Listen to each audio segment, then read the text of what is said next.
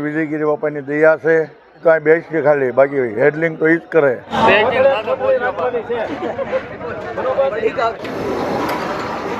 Tractor દ્વારા જે છે તે જાય છે જો કંઈક આ રીતે લોટનું કામ ભવ્યથી ભવ્ય લોક ડાયરો છે. જાનભાઈ માયા વાહિદ જોઈ શકો છો સ્વયંસેવક દ્વારા આ 8 દિવસ કેરીનો રસ છે.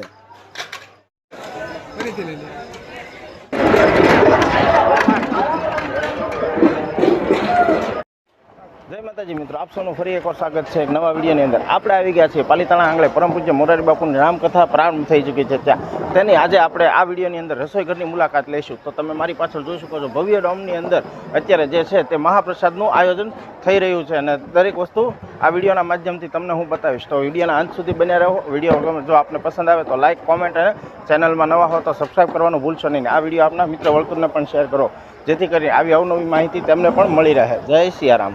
તો જોઈ શકો છો કે કઈ રીતે અત્યારે જે છે તે મહાપ્રસાદનું જે કાચું શાક બકાલું છે તે કંઈક અહીંયા આ રીતે સુધારી કાઢીને તૈયાર કરીને ત્યારબાદ તે છે તે જે જગ્યાએ શાકને એ બની રહ્યું છે ત્યાં તે પહોંચાડવામાં આવે છે.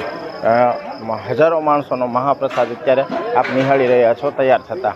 તો આપને આ વિડીયો કેવો લાગ્યો કોમેન્ટમાં જરૂરથી જણાવજો. તો તેની અંદર જે સ્વયંસેવકો દ્વારા છે અત્યારે શાકની તૈયારી કરવામાં આવી રહી છે. જોઈ શકો છો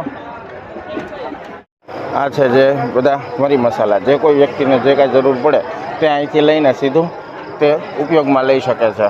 જય ભોળાનાથ.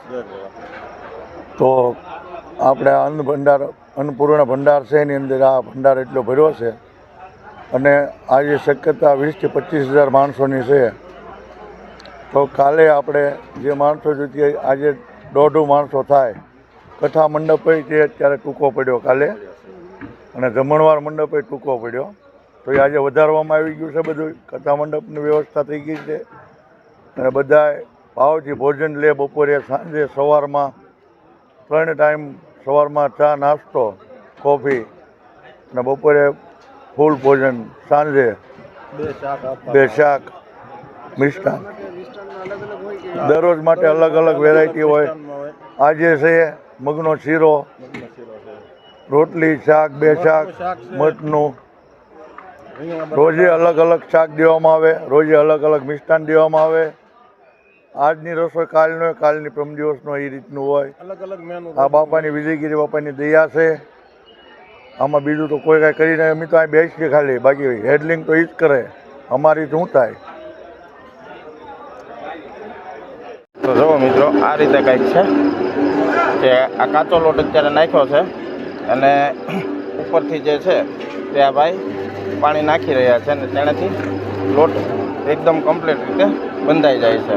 જો કંઈક આ રીતે લોટનું કામ કરે છે આ મશીન કે જેથી કરીને લોટ એકદમ એકસરખો બંધાઈ જાય અને ત્યારબાદ અહીંયા જાય અને અહીંયાથી નાના નાના પીંડા કરીને રોટલી જે છે તે તવા ઉપરથી તૈયાર થઈને ઉતરે અને જે રોટી છે તે કંઈક આ પ્રમાણે તૈયાર કરીને એકસાથે સ્ટોરેજ કરવામાં આવે છે અને અહીંથી જ તે પછી પ્રસાદ ગૃહ સુધી લઈ જવાય છે. સાથે જે સાદું રોટી બને છે તે કંઈક આ રીતે બની રહી છે અને એકસાથે તમે લાઈનમાં જુઓ તો 3 ચૂલા ઉપર એકસાથે જે ભાવિક ભક્તો માટે છે તે રોટલી જુઓ અત્યારે જે તળેલું ફ્લાવર છે તેની ઉપર મસાલો નાખીને એક સરખું કરવામાં આવી રહ્યું છે.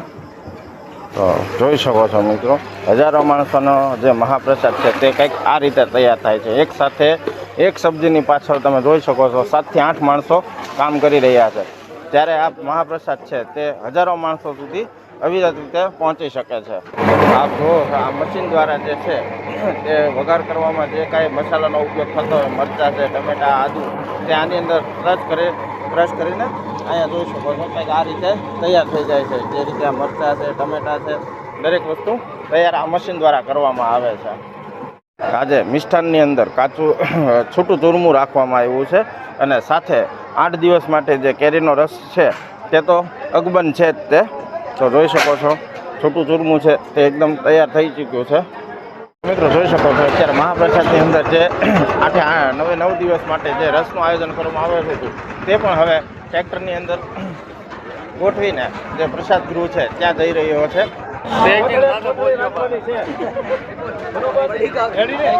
આપ જોઈ શકો છો કે ગરમા ગરમ દાળ છે તે અત્યારે ઉકળી રહી છે. હવે બસ આને તૈયાર થવામાં થોડી જ ક્ષણોની વાર છે. ત્યારબાદ આ દાળનો વઘાર કરીને એકદમ કમ્પ્લીટ કરી નાખવામાં આવશે.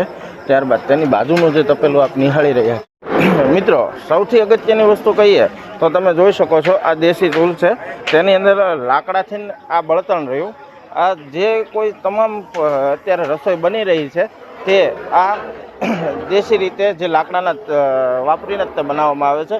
અને આ રીતની કંઈક આ દેશી ચૂલા ઉપર કામ થઈ રહ્યું છે. તમે આજે આપણે સાંજે 5 થી 7 ભવ્યથી ભવ્ય લોક ડાયરો છે. સંતવાણી કીર્તિદાનભાઈ, માયા વાહિર ભાઈઓને પધારવા ભાવભર્યું આમંત્રણ. જય ભોળાનાથ. તો જોઈ શકો છો મિત્રો, કવડી મોટી દેગની અંદરથી જે ભાત છે તે તૈયાર કરીને સામે એક સાથે કાઢવામાં આવે છે કે જેથી કરીને ભાવિક ભક્તોને અહીંથી ન તે સીધું જે ભોજનગૃહ ભોજનશાળા છે ત્યાં સુધી મહાપ્રસાદ લઈ જવામાં આવે. શકો છો કે આપણે જે મગના શાક માટે વઘાર જોયેલો તે એકદમ કમ્પ્લીટ થઈ ગયો છે. હવે તેની અંદર જે બાફેલા મગ છે તે આ ભાઈઓ બંને ભાઈઓ દ્વારા એની અંદર ઉમેરી શાકને તૈયાર કરવામાં આવે છે. જોઈ શકો છો કે સુંદર મજાનું આ શાક અત્યારે જે છે તે તૈયાર થઈ રહ્યું છે. તો મિત્રો જોઈ શકો છો રસોઈ ઘરની અંદર જે મહાપ્રસાદનું તૈયારી ચાલી રહી હતી તે સંપૂર્ણપણે પૂર્ણ થઈ ગઈ છે. અને હવે ટ્રેક્ટર દ્વારા જે છે તે ભોજનશાળા છે ત્યાં આગળ લઈ જશે કે ત્યાં ભાવિક ભક્તો હજારોની સંખ્યાની અંદર જે ભાવિક ભક્તો મહાપ્રસાદનો આનંદ લેવાના છે તે લેશે. અને જે પ્રસાદ છે તે આ ટ્રેક્ટરના માધ્યમથી પ્રસાદ ગૃહ સુધી પહોંચાડવામાં આવશે. મિત્રો આપને આ વિડીયો કેવો લાગ્યો કોમેન્ટમાં જરૂરથી જણાવજો. કોમેન્ટમાં જય સિયારામ લખવાનું ભૂલશો નહીં. આપ આ વિડીયો ક્યાંથી નિહાળી રહ્યા છો તે પણ કોમેન્ટમાં જરૂરથી જણાવજો.